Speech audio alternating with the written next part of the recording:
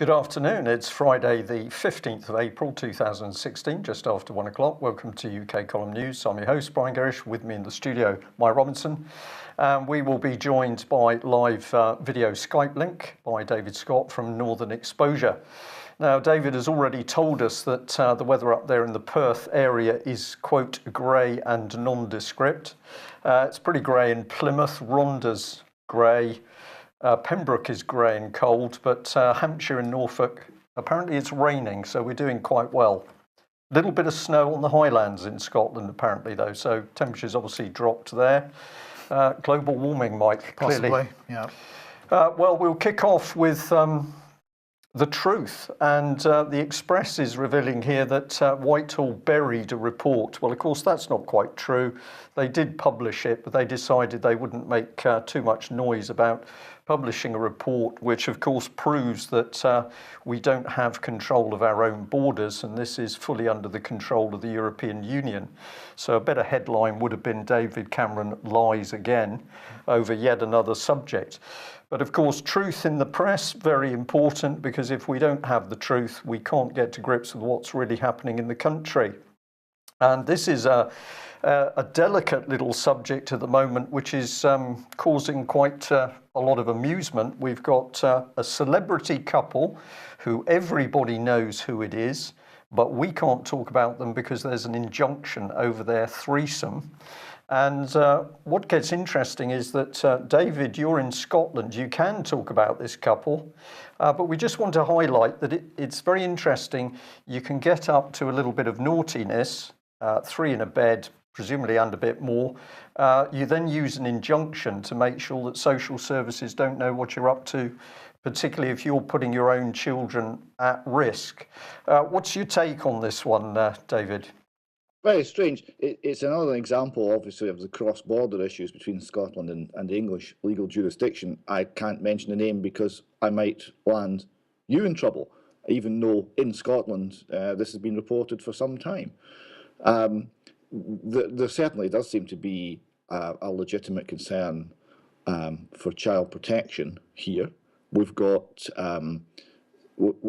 issues which are far more serious than the sort of things that the Scottish Government on named person is suggesting that they're going to look into each and every person in the land about, and yet we can't talk about them. David, the child protection issues are interesting because our understanding, I think, is that this person was on the RAINS list. Yes, this is true. Yes, it's on a list, and that's mentioning SRA and such things, and it's there are certainly issues and concerns here, and how is the law being used here? The law has been used by the rich and powerful in order to prevent inquiry, prevent investigation, and make it that there's one rule for them and one rule for the rest of us. Exactly right. So let's follow on with that theme with this Mail article, and this wants some reading because a lot of in-depth analysis here by the Daily Mail. The title says it all, how orgy-loving Max Mosley is using his millions to seek vengeance on the press. And this is another article, good investigative journalism, which is digging into the fact that there is literally a plot to control the press. A couple of embedded videos for what they're worth in the article online. But this is one of the key statements. The overwhelming majority of newspapers, magazines and news websites simply did not regard the Press Regulation Panel as an independent body and did not want to sign up to what is being seen as a lurch towards state censorship. So that's a pretty potent statement in this article.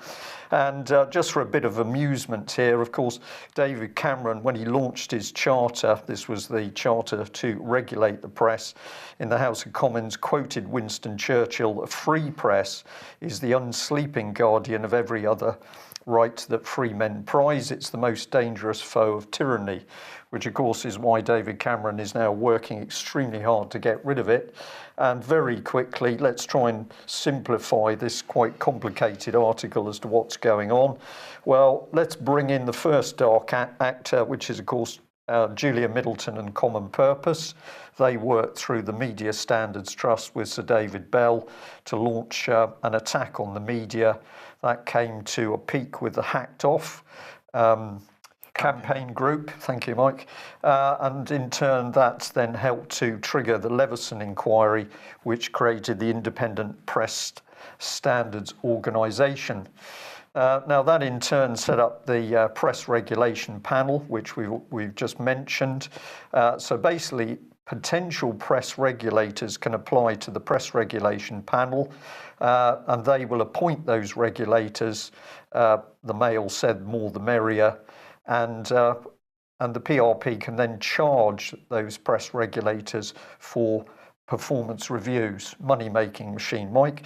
The only trouble is that no major title signed up to the PRP, as nobody considered it independent. Well, out of the blue, up popped Impress, the first truly independent press regulation in the UK. That's what they say.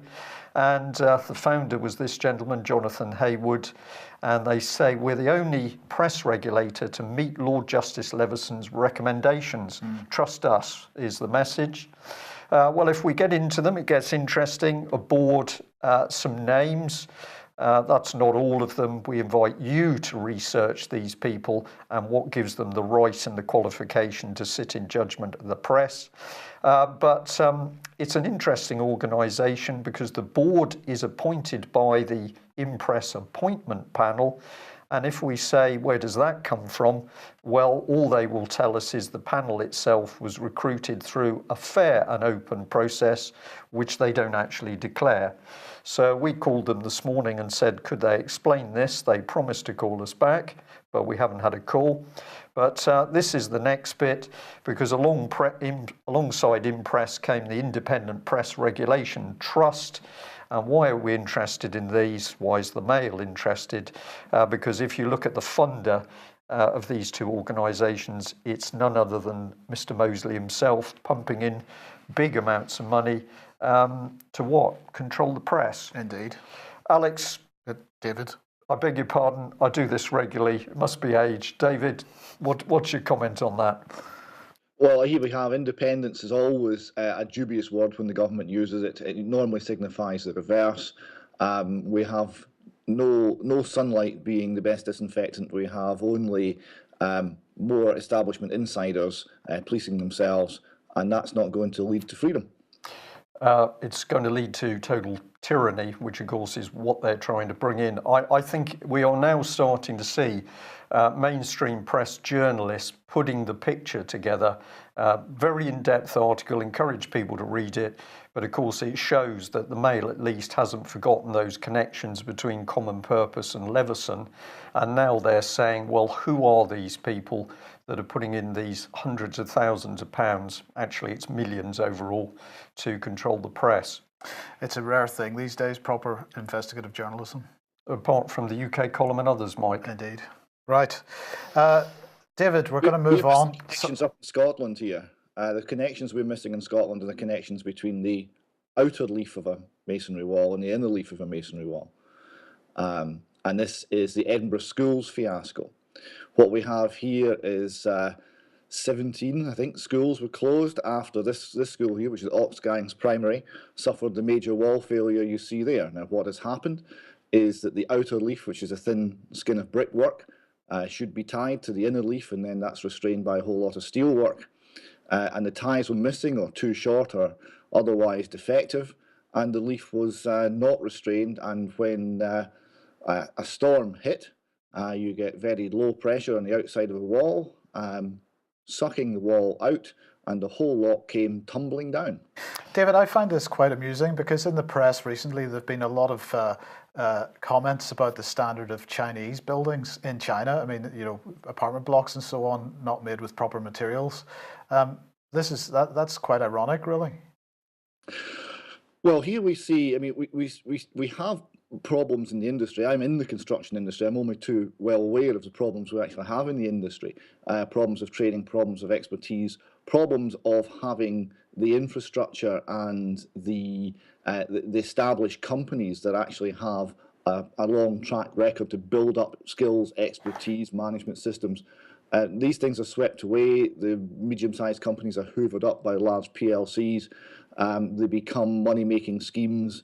They become vehicles for getting other people, subcontractors, to do the work. The industry gets ever more fragmented, and control and quality becomes a major issue. This is not solely PFI related. I've seen big problems with PFI schemes, but it's not uniquely build quality that's the problem. Here, at least, the taxpayers won't be responsible for repairing this building or these buildings, because defects have been found in virtually all. I think last I heard, 11 schools are having major remedial work carried out. So that's a large bill. It will run into the millions, and it will be the PFI scheme that picks that up. But we have major quality problems in the industry in this country, let alone China. But this school closure needs to be investigated, apparently. Well, yes, I think that there's political machinations here, because a lot of the investigation will concentrate on such things as the PFI procedures. Now, the PFI procedures are financial, and any investigation into those should be financial. We'll come to PFI a little bit more in a moment. I think it is an important question why these things went wrong, but I've no confidence that any investigation will be directed in the right directions. 2 years ago, Mike, I stood up in Edinburgh Castle in a meeting with the great and the good of all of Scottish building control departments and officials, and briefly the minister responsible as well. I alerted them to a problem which we had discovered. One of my clients had discovered in a school in England where a wall had come down. He had taken out a major review through lots of projects all across the country. I was involved in Scotland. We reviewed existing projects then on site, and we found major serious structural failings that would have resulted in walls falling onto playgrounds. And these things have been through Scottish Building Control and fully checked, and were then on site being built. We headed that problem off and sorted it, and I alerted the building control departments to this problem and made proposals for what they should think about changing to actually avoid this happening in the future. It was ignored, even with tragically a girl was killed in an Edinburgh school where a wall came down 2 weeks after I made that announcement. I still had no positive feedback or positive interaction with building control officials. So you're talking about the officials also not willing to rock the boat by actually making changes and making things better. Well, do you agree that the whole PFI racket is crumbling? Do you agree, in fact, that PFI is a racket? I certainly think that would be our view, but what's your... I wholeheartedly see it as a racket. What PFI is, and PFI, if you look at the origins, the early adopter of PFI is someone you might have heard of. It was, in fact, Benito Mussolini. Right? And this is a scheme that Benito Mussolini came up with to get lots of people working on the government projects and lots of activity in the economy and lots of short-term political gains, and put the long-term costs out into the long grass and keep it critically off the government balance sheet. Now, it's actually worse than that, because what you've got with PFI is one of two forms of privatisation. You either have real privatisation, where people are free, people have choices, and people have to compete in the marketplace. That produces a lot of very positive things. This is not privatisation. This is called fascism. This next headline here from Zero Hedge is a very good article that details the differences between privatisation, where people have to compete, and this fascist approach where the government still holds the reins, well-connected individuals get to milk the system. It's open to wholesale corruption. That doesn't generate good quality. That doesn't generate choice. That doesn't generate good value.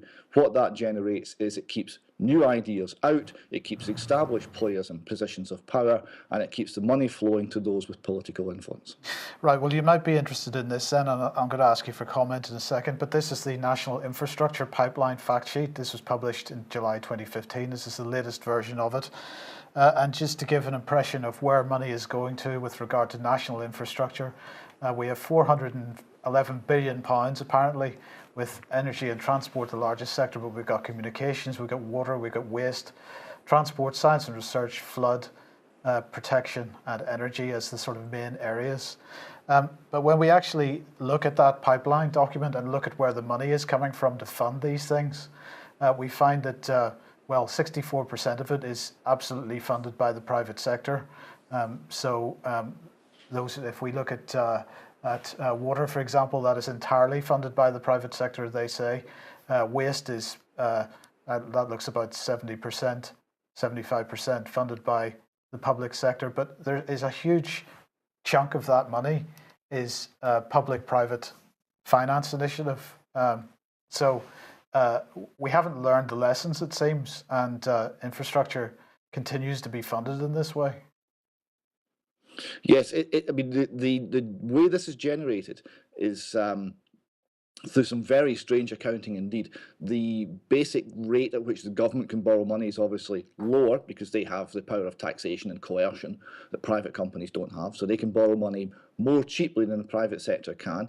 And what you're relying on is the difference between public sector management skills and private sector management skills, which, whilst they undoubtedly exist, and there are many technical problems with schools, for example, that I'm aware of in schools built wholly through public sector procurement routes. There is nonetheless a problem here where the interaction of the two, the Zero Hedge article here put it quite well. It said public-private partnership results in the government still maintaining the final say over delivering the services. Taxpayers now have the NUFs have been forced to guarantee an acceptable rate of return for the partnership or the contracted company around their necks. So it's a way of milking the taxpayer. It was a way of guaranteeing returns for private sector firms who should be risk-taking and should be exposed to risk. And it's a way of government keeping huge expenditure, which is politically driven, off their balance sheets and off the nation's balance sheet, and simply concealing the amount of debt that they are running up for us and for our children. Okay, well, just to end this topic, I just want to highlight this article on the UK Column website, Plundering State Assets with Public-Private Partnerships. There are a couple of excellent video clips. It's not our work. We're using it to support what we're saying. Do have a look at that article and watch those videos. And perhaps if I may just mention, David, that you had a bottle of water before we started the programme with an interesting story behind it. Yes, this is an entirely public sector organisation in Scotland called Scottish Water, have run into problems in the Aviemore area where they are taking a genuine Highland spring. This is bottled Highland spring water, but water from an aquifer in the Highlands, probably the purest water supply anywhere in the UK. And after treatment with chlorine and other chemicals, it is so foul tasting that the cattle won't drink it. That's progress. Indeed. Right. Cultural change, something we've been talking about a lot over the last few years. Royal Aeronautical Society has an article today discussing this, Thinking to Win, the RAF's new leadership strategy. And this is by Howard Wheeldon, who's considering what they recently published. This is the RAF's recently published conceptual component, Thinking to Win. So let's have a quote from this. It says, so what is this new Thinking to Win program really attempting to do right across the RAF? It's primarily to reinvigorate thinking through a cultural change program. It's also about clarifying focus, inspiring innovation, asserting air power influence, and equipping leaders with sufficient skills to drive through innovation. T2W is there to define, optimize, and communicate RAF strategy, and in my view is far more than being seen as yet another strategy narrative. It's a real strategy designed to clarify, equip, optimize, and inspire. It goes on to say the 8 individual initiatives of T2W are based around having a common vision, training to win, driving innovation and change, supporting ideas, recognizing talent, developing diverse thinking, finding new ways of applying air power, and then finding ways to better promote them. This is spectacular, Brian. Well, I find it outrageous, Mike, because I'm sorry to use this word on UK Column. It's utter crap. I can't think of any other description because this is not about bringing a military force together and running it and make sure it can do the job. This is newspeak, which is taking people's minds into La La Land. And who's the individual responsible? Well, this is Sir Andrew Pulford, who is the Chief of the Air Staff. Is he at home? Is the hamster in the hamster wheel? I don't think so. I mean, that language is unbelievably dangerous because it is words on paper. It is nothing to do with running an air force. It's nothing to do with getting those planes in the air, working, operational, and projecting air power. This is newspeak. This is straight out of Common Purpose's back door. Absolutely. And where is it coming from? Well, it's coming from the Cabinet Office, because the Cabinet Office is driving this whole cultural change thing. And they have announced today that that the Commissioning Academy, the Cabinet Office Commissioning Academy, has been relaunched by a social enterprise. This is the Public Service Transformation Academy. The Public Service Transformation Academy, Brian, is going to run the Commissioning Academy, and this is a development program for senior public sector leaders. They say that the social enterprise, the Public Service Transformation Academy, has been awarded a concession contract to run the Commissioning Academy, a leadership program for public sector commissioners. The Commissioning Academy aims to help those who work on defining policy, shaping public service provision, or allocating resources for services to citizens to get the best outcome. The best outcome for whom is the question that I would ask. The Commissioning Academy was originally launched in 2012 by former Cabinet Office Minister Francis Maude. What a surprise. Friend of Julia Middleton, Common Purpose, of course. Absolutely. Over 1,100 senior leaders in central and local government and across public services have already attended the development programmes run by the Academy. So if you want to know why this country doesn't work anymore, that's the reason. The future programmes are going to take place over 3 to 6 days. They're going to begin in May and June. Just to give you a little bit about the Commissioning Academy, there it is. Outcome-based commissioning, whole systems thinking, bringing all facets of public services together to deal with issues, working with the voluntary and community sector, behavioural insights. Yeah, there we are, applied behavioural psychology. Absolutely. Market engagement and development, alternate funding models such as social impact bonds, joint commissioning across organisational boundaries, and new models of delivery such as mutual and joint venture companies, which means what? Privatisation. Absolutely. So we've got common sense out of the door, we've got common purpose thinking coming in, and this is why nothing works anymore. It's in front of our faces now. Apologies for using some bad language, but you can now see the real damage. This is an attack on people's minds. It's deliberate. And of course, the UK column has now been told for several months that it's Oliver Letwin, former NM Rothschild man, who is running the Cabinet Office. He is running David Cameron, he's running the Tory party, and he's running government. And of course, that Cabinet Office was in bed with the Behavioural Insights Initiative, where common purpose was going to be used to train the top 200 civil servants to produce this complete dross, taking us into la-la utopia land.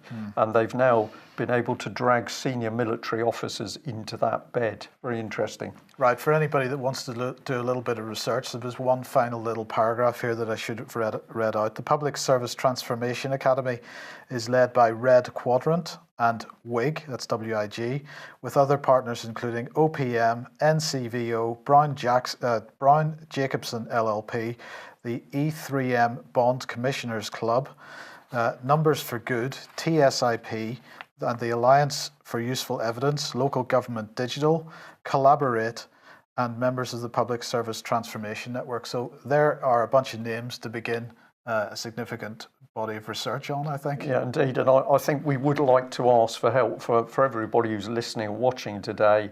Let's get the lid off this nonsense, because this is the machinery at the heart of British government, which is destroying the country. If you want to know why nothing works, it's because of this very dangerous nonsense which is being pushed through the Cabinet Office, and the man in charge is Oliver Letwin.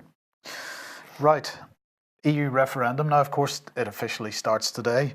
This is David Lidington, who's the Minister for Europe, and he was giving a speech at the FT Live Summit yesterday, and the speech was called Best of Both Worlds, Britain in a Reformed EU, which is exactly the title of the document which David Cameron presented to the Parliament. As you read down through it, you'll see what their agenda is, and I'm going to reiterate this once again. Right at the heart of this, as he said in his speech yesterday, we are leading the negotiations on the Transatlantic Trade and Investment Partnership between the EU and US and two of the most important markets in the world. When this deal is finalised, it will set the standards for trade across the world. So that's what you're voting on the 23rd of June. Not simply about whether to be in or out of the EU, but this trade is these trade deals are absolutely central to that. He went on in his speech to say that the second challenge is one of security. He said, "Some say we would be safer outside the EU. I simply do not agree.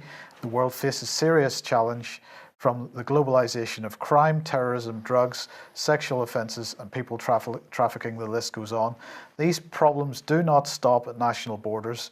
Pulling up the drawbridge and hoping that things will be all right, as some are wanting to leave the EU seem to want, is not realistic in the modern world."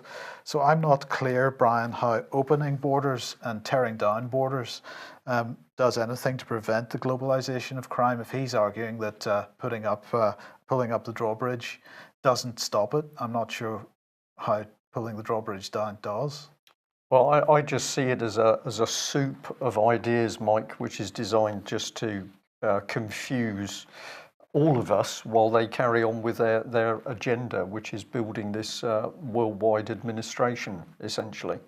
But clearly they are getting pretty desperate that they're losing the argument, because they're rolling Barack Obama out to intervene in the EU referendum with a very candid threat.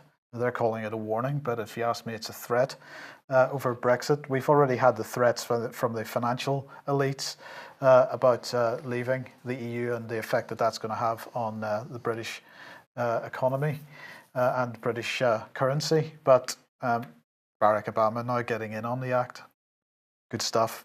David, have you got any comments? Oh, too many for the amount of time we have. Very quickly, the idea that you can't actually protect your nation from crime without having internationalized your police force, presumably a one world police force, is the ultimate end point of that thinking, because any barriers at all are just going to be used, and it's impossible for a police force in, say, Tayside to cooperate with another one. For what reason? I don't see any reason at all. In fact, separating police force from the community it serves is one of the most dangerous things we can do in terms of providing for law and order in our society. Free trade, like privatisation, there's two types. There's actual privatisation and there's fascism. Free trade, there's actually free trade, and there's fascism, right? And what we're being offered here is fascism, because it's all about making sure that the deals are in, that competition from the new startups is avoided, and that there's a good, steady, don't have to try too hard cash flow for those with political clout. And in terms of being threatened by the IMF, I think you would have to have someone with some credibility on predicting the financial future in order for that threat to hold any weight. The IMF have no such credibility, so I, for one, am not worried. Indeed. Well, we'll come on to that in a second, I think. Okay, well, what do we need to deal with this problem? What we need is a UK column pen. So I'm very pleased to put up the advert for a UK column pen. Remember that pen is mightier than the sword. And basically it's exposure which destroys all the dirty deeds going on. So I've got in my hand here one of these excellent pens. The main features are it's the right size, it's comfortable, it's shiny, it has a point for writing, it's also got a soft point. And the main benefit of it is that your friends are going to envy you. But more importantly, of course, David Cameron, the government, anybody else who's up to no good is going to fear that pen. So if you haven't got one, please do order one. Right, David, let's talk about finance then. It's already 1:30, so we'll need to get a move on here. But Obama meeting with Janet Yellen? Well, yes, but lots. The strange thing is, he had a meeting with Janet Yellen. This was reported in the press as a very friendly and consisting only of Obama saying how impressed he was with Janet Yellen, what a thoroughly good job she was doing, and everything was fine, and there's nothing to see here. And it was Mike Maloney on one of his videos who highlighted it. In fact, they're meeting quite a lot. They met on the 6th, that's the one that was reported, and they met on the 11th, and they met on the 12th, and they met on the 13th, and these are all expedited procedures. And the suggestion is that there is something going on underneath the surface that we are not being told about. Perhaps some crisis is brewing. We have a great many crises that it could be. Here we see, yes, Obama is pleased with Yellen. Me, oh, sorry, but you can't make it up. This is investigative journalists. Obama is pleased with Yellen as the economy shows signs of slowing. It's ridiculous. But meeting 4 times in just over a week, perhaps something's happening. I think we should be watching the economy very closely just now. And remember what during the 2008 crisis, what Mario Draghi said when he was caught in a lie over a meeting, which was a crisis meeting to avoid collapse of the entire system. He said that no meeting was happening. It was later proved it was. Someone said, well, you lied to me. And he said, when it gets serious, you've got to lie. So when the economy does crash, and it's coming, our wise overlords will not tell the public. They will lie, they will conceal, and we won't know until it's too late. This next slide shows a very interesting plot. Now, the blue line here is the stock market. That's the Wilshire 5000, so it's the broadest measure of the United States stock market. And the red line is the monetary base. And you saw up until 2010, 9-10, there was no correlation at all between the stock market and the amount of money printing that was going on. And since then, they've been in lockstep. What does that tell you? It's an abnormal economy. The only thing that's holding the stock market up is the Fed busily printing dollars. So you're seeing the actions of the plunge protection team there? Yes, this is it, but it's not. It's now we don't have anything else other than the plunge protection team. There's no soundness in anything here. Yeah. And we also see there each rollover and depression, and you see the rollover starting. So what we're looking at here is a stock market that seems to be signaling it's about to go down. It seems to be signaling that there's another recession or depression just around the corner. And when you get to information coming out, yes, of the Fed in America, this next one here shows exactly what they expect by way of GDP growth per annum. Right, it's 0.1 to 0.3% per annum, which is almost zero. It's a rounding error. There's no growth in the American economy. And remember, the American economy is allegedly the strongest economy in the world and the engine for growth for the rest of the planet. Yeah, but surely that's okay because there's no inflation either. There's no inflation, and if there is inflation, of course, that would correct that value of GDP downwards, and in fact, we would already be in recession, which I suspect we actually are, and they're just lying about it. And if it started in the first quarter, that meant it started just after Janet Yellen's infamous 2015 rate hike of interest rates at just the wrong time. So it shows that these people who are running the economy, who claim to have all the levers in their control, really don't know what they're doing. Now, I have to admit, this one passed me by, a 54% haircut, so that we've got a bail-in then in Austria. This is a bail-in. An Austrian bank has gone bust. There's a huge bail-in. There's a 54% haircut to the fortunate few senior creditors. Everyone else gets a 100% haircut, completely wiped out. So that's a European banking collapse, and the many other banks, including many Italian banks and Deutsche Bank, seem to be in very dodgy ground as well. The European banking system is not healthy. No, I think Deutsche Bank is particularly at risk, which is what puts a massive smile on my face when we put up this from the Brookings Institute. 4 questions to ask before breaking up the banks. I hope you have got some way of keeping your face straight here, David, because I'm going to read these questions out. The first one is, can I keep my bank? So what they say is a set of alternative proposals would separate banks by function. This approach often calls for reinstating in its original or modified form the Glass-Steagall Act, named after the famous 1930s law that included a separation of these functions. Doing so would not necessarily limit any bank size, but would rather constrict its function by putting a wall between commercial and investment banking. But this type of separation would not just affect the largest banks like Bank of America and Merrill Lynch.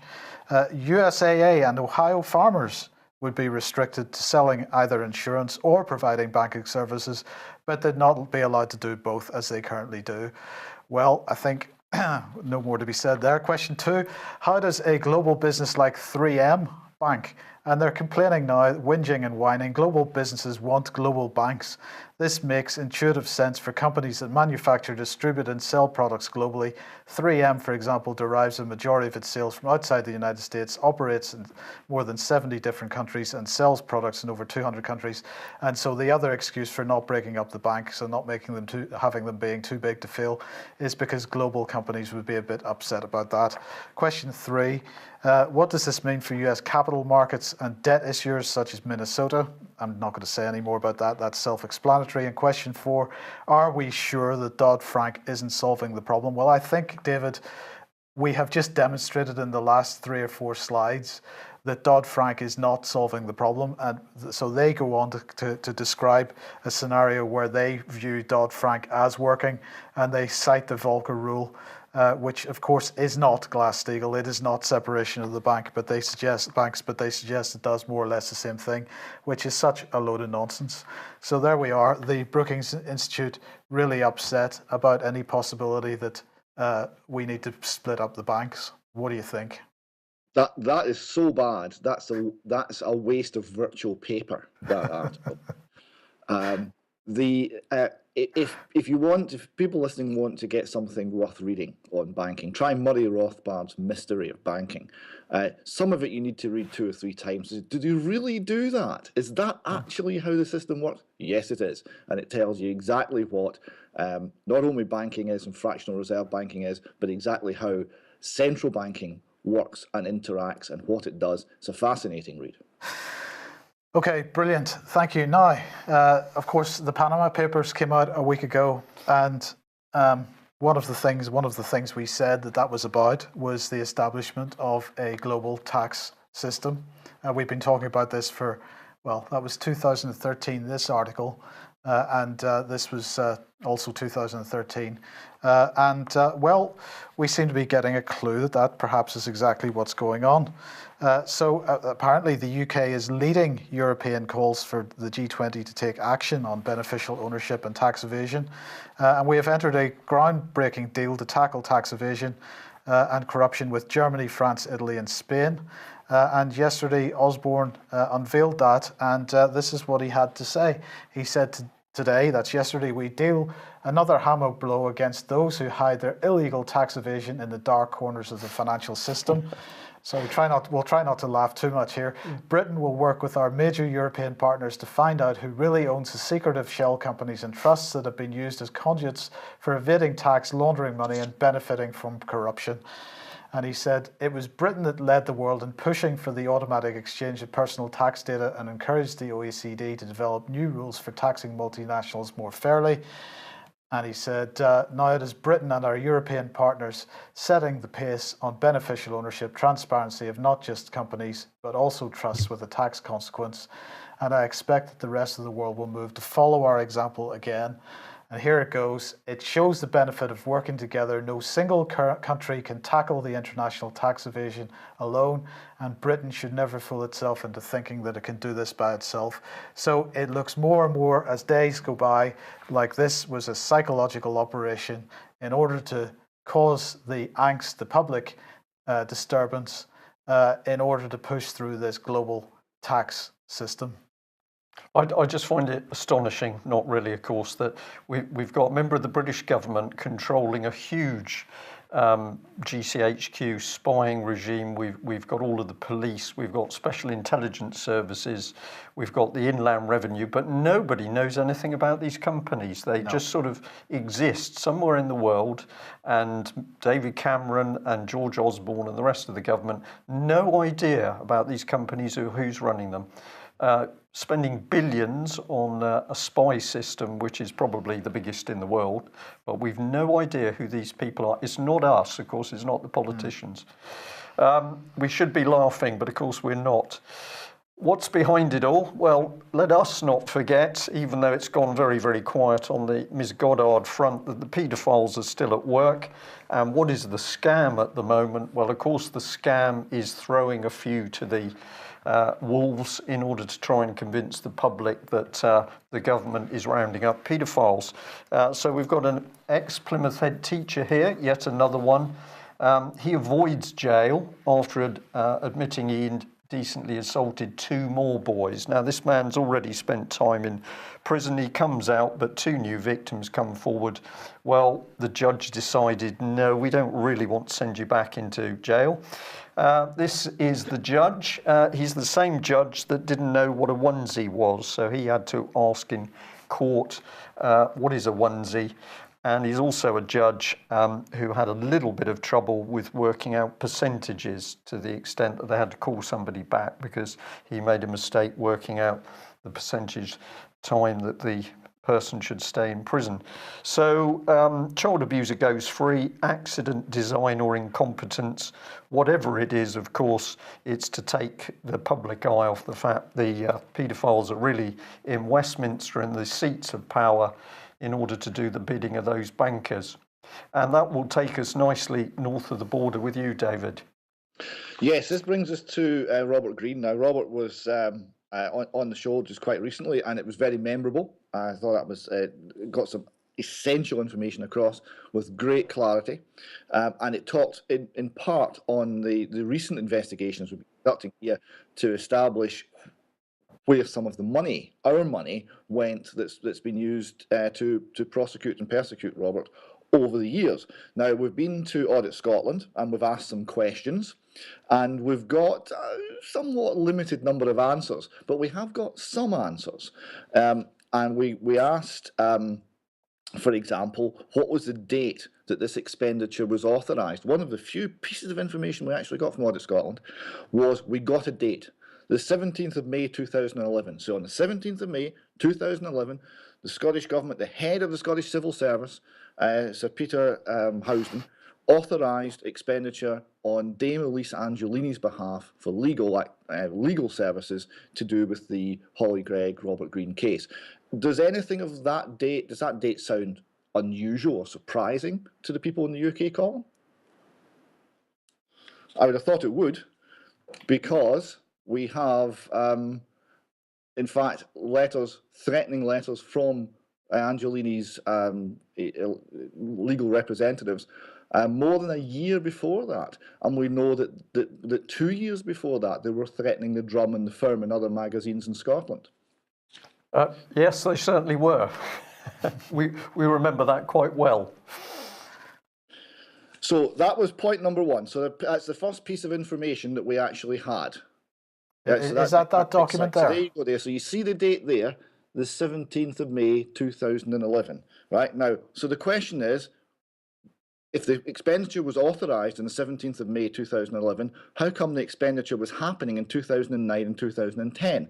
We have asked this question of Audit Scotland, and you'll see in a moment their response.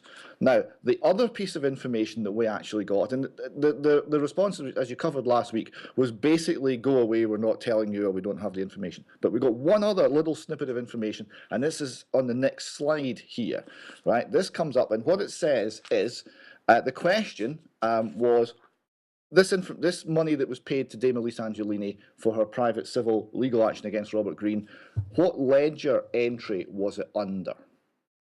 Right? And the response is, hi, redacted name is dealing with this. The ledger account is number 3000. But this has all the case-related legal expenditure in it as well. So did you get that? They put the money through to persecute Robert Greene in the same ledger entry as all of the legal expenditure for the entire Crown Office for their criminal action against criminals in Scotland. all of their legal services outgoing. Now, there's another word for doing that. That's called burying it. That's called burying the expenditure. Now, when we briefed Audit Scotland, we briefed them and we handed over the article from Peter Kirby, Scottish law reporter, on this scandal. And that article is headed, if you bring it in, next one up, right? Lord Advocate's secret slush fund. And this article talks about a fund that's paid out millions of pounds buried deep within the accounts of the Crown Office. So our contention here is that what has happened is we have got the only two pieces of information that Audit Scotland actually managed to provide us. One of them confirms that the money was buried. So the basic allegation is true. So we thought that would actually generate a good deal of interest in Audit Scotland. But this next letter shows how they actually responded, right? And basically they said, we've completed our investigations. We are going to do no more. And we would like it very much, actually, to paraphrase, if you would go away, right? So this is from the 5th of February, and it concludes... That's this year. This is 2016. Yes. It promised some more information, which we didn't get. I understand that you indicated you wish to raise FOI, right? So it talks about that. But it's basically saying that we have completed our investigation. This is the summary of the work we've done, and there's really nothing there. You know, it's a very superficial review, and yet we said we believe there's money buried. They've proved in the little information they gathered that the money was actually buried. Did that interest the auditors? No, it didn't. Did the date interest the auditors because the money was authorised in 2011 but spent in 2010 and 2009? Did that interest the auditors? No, it didn't. What good are Scottish Audit Scotland actually doing in this case? Well, none, because they don't seem to be interested. Well, many could argue that that's their job, is actually to keep a lid on things in case the naughty public were to discover what was really going on. But we've got a bit more here because we've got this other document, the 12th of April. Yes, so we appealed, this is 12th of April, we appealed their decision to conceal all the various information requests that we had and not answer them. They very quickly conducted a review and said that, no, we're right, you're wrong, you're not getting any of the information, so we're closing down the inquiry, that's the end of it. And I subsequently, when questioning that, got a response to say, and we won't correspond anymore with you on this subject, goodbye. So they've very much washed their hands of it, despite the fact that we've raised lots of questions which remain unanswered. Meanwhile, we've been speaking to the Crown Office and Procurator Fiscal Service. Now, their technique has always been to refuse to answer any questions, right? Because we're the Crown Office and Procurator Fiscal Service, we're exempt from an awful lot of freedom of information. Go away, we're not telling you. But every so often you can phrase a question in such a way that you get a little bit of information. So we asked, please confirm whether the Crown Office has issued any letters, instructions, notices, directions, or other correspondence to any newspaper, media organisation, broadcaster concerning Holly Gregg case during 2010 to the present date. Right, so that was the question. Have they been directing the press? Have they been threatening the press? Have they been saying you will not speak about this? Have they been putting out information at all on the Holly Gregg case to the press? And the answer is, if we bring up the next letter here, the answer is, yes, we have, right? I can confirm that the Crown Office has issued information to newspapers, media organisations and broadcasters. The question was all, they said, and, that's significant, concerning the Holly Gregg case in the period. We then go on to ask, if the answer is yes, as indeed it is, what information was actually distributed. And they come back with the unbelievable answer that although they have issued this information to the press, they cannot tell the people of this country because that would break either data protection confidentiality rules or undermine their ability to administer justice or reveal sensitive information that they're bound to hold secret. This is information they've sent to the press. It's ridiculous. Their position is utterly ridiculous. Now, we're appealing that one as well. We will be rejected in that appeal. We will then go to the Information Commissioner and we will see if they think that answer is as ridiculous as we do. So remember what we've learned there. Crown Office was running around making contacts to the press and issuing information directives and perhaps threats regarding the Holly Gregg case, although you, the people of this country who paid for this activity, are not allowed to know what those threats were.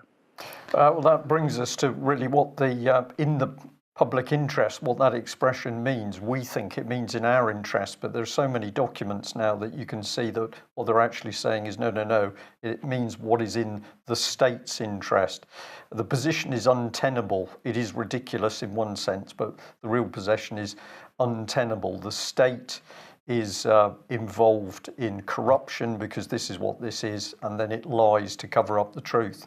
But there's worse to come. We're going to suggest, David, we just cover the state snoopers and that questionnaire, and probably we'll call it a day on that, because Yes. There's so much to talk about at the moment. Because it's all coming in thick and fast. So what about state snooping on top of cover-up? This is a named person scheme. There's a lot happening. We can't go into it all today. But one bit that's so bad, it's so excruciating that really you need to have a look at this. There is a training tool for the people who are administering, for the state snoopers themselves. How do you train a snooper? Okay? It's a difficult question. We don't have a lot of experience in this country training snoopers. And they've created this game called Gerfec Cluedo. Now, I would point out that they did not get permission from the copyright holder, Waddington's Games, to use that name. They used it anyway because we're the Scottish Government, the rules don't apply. But they have here Gerfec Cluedo training. Now, what this does, and they take people through this. This is how you're going to administer Gerfec and the named person, and they have a fictional account of a mother called Jane and her 13-year-old daughter called Melody, and they then go through all of the options. They speak to this information comes in, and this is how they're explaining you're going to administer named person. They're going to speak to Jane's best friend. What does she say? Oh, Jane's a great mum, but she's worried about work. She's now enjoying a glass of wine during the week and has been drunk in a couple of nights. Of late. Now, I point out that that's Jane's ex-best friend, but they're telling the people who are going to be named person, you go to the friends, the relatives, the work colleagues, and you get them to report back. This is snooping in the most extreme form, right? And they also say, well, you go to a local police constable. He reported an incident when an the estranged father came round and the police were called. Melody was fine, but she was up at 11 p.m. on a weeknight. So that information's recorded.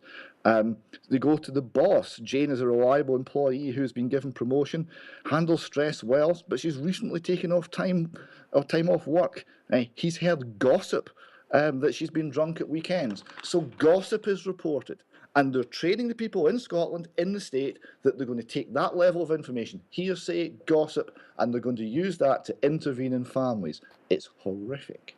David, what is more horrific is, of course, all those techniques have been used by social services for years in all the cases that we have dealt with, and many of the other people trying to help in that field will all tell you that these were the techniques being used, and then proactive, to use that horrible expression, techniques to discredit people by social services workers having a little gossip themselves in the local shop saying, oh, that nasty mother at number 26, she's been drinking too much. So this to me is putting a gloss, a spin on it, because these are already procedures which are in place. Yes, but of course those procedures were in place within social services. Now we're taking those procedures out to school teachers, to other people of authority that are being put into this position. It is something we haven't seen outside of Nazi Germany or Stalinist Russia. Is that unfair, David? These are the comparisons that are constantly being drawn in Scotland. The Scottish Government doesn't like these comparisons, but they're constantly drawn for a reason that they are in fact valid. Yes. Now, we'll just end on this subject with this one, because we put a a questionnaire that was being given out to school children in Cornwall recently, which carried very similar questions to this. But is this being widespread in Scotland now? This is from a Perthshire school, a nice little country Perthshire school, and I think it was for 14-year-olds. Have you carried a knife or other weapon? How often? Up to 40 times. How often have you sold illegal drugs? How often have you stolen a motor vehicle? Been arrested? Been drunk? Stolen something worth £5? Apparently, below that is okay. And there was many other creepy and entirely inappropriate questions as the state pries directly into the life of the young person while they're in their care. Yes. Okay. Well, I think we'll leave it there, Brian. David, we'll leave it there on that, but we are going to go into more detail in the coming weeks, of course, on the named person scheme, because I know that that is a vital subject north of the border. Well, we just end on the subject of the Russian threat, because, of course, David Cameron has been warning the country for some time that we should be extremely worried about President Putin. And on November 2014, he was warning particularly of what was called the Russian doll honey trap. And I have to say to our viewers and listeners that in April 2016, the danger has finally reached the UK column. Now, pretty attractive young lady on screen. This is what we would have expected for a Russian doll to approach the UK column. However, unfortunately, the reality was slightly different, because this is the weapon that's been used. Whether it's come direct from President Putin, we don't know.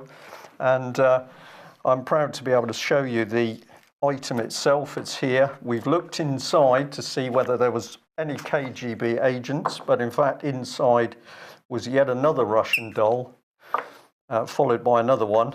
We thought President Putin would be in here, but apparently not. So there we are. David Cameron, very dangerous man, because he's very confused between Russian dolls and Russian dolls. But we're going to say thank you very much for the Russian doll, and we'll keep him, I have to say, on the UK column desk. Well, what an extraordinary news it's been today, because it's becoming harder and harder to cover the subjects, because the evidence is in front of us. A dictatorship is coming into position. Part of the means of that dictatorship is controlling people's language. And that extraordinary piece, Mike, from the Chief of the Royal Air Force says it all. The man talking complete drivel. And obviously that has come straight out of the Cabinet Office and the Behavioural Insight team. And then north of the border, we're seeing the fascist system really exploding in the way, particularly, people are being taught to spy on each other, and children are becoming so vulnerable. So we're happy to joke about the Russian dolls, but the reality is we're living in very dangerous times. Is the threat from Russia? Personally, I don't think so. We are at war with our own government. It's our own government that's attacking the people of this country, north, south of the border. We need to stick together. Thanks very much for joining us. David, thank you. We will be back same time on Monday. Bye-bye.